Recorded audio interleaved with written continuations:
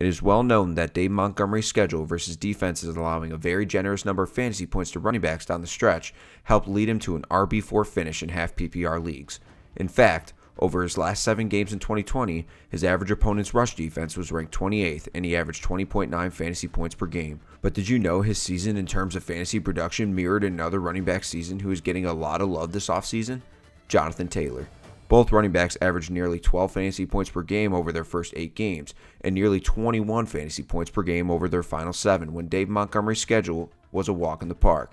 But did you also know Taylor's schedule was just as easy during the same stretch, with his average opponent's rush defense ranked 26th. Taylor's ADP is currently 6th overall, while Montgomery is down at 33. Surely Taylor was a better prospect coming out of college, so there is reason to believe that he will continue to grow as a player and produce even greater numbers, and it's possible Montgomery's season was just a fluke. Either way, we need to take a step back on drafting JT so high in drafts, possibly with a top 5 pick, or we need to put some respect on Montgomery's name, as players like James Robinson, Miles Sanders, and Josh Jacobs, all players who I believe are more risky picks this upcoming season, are all being drafted ahead of him.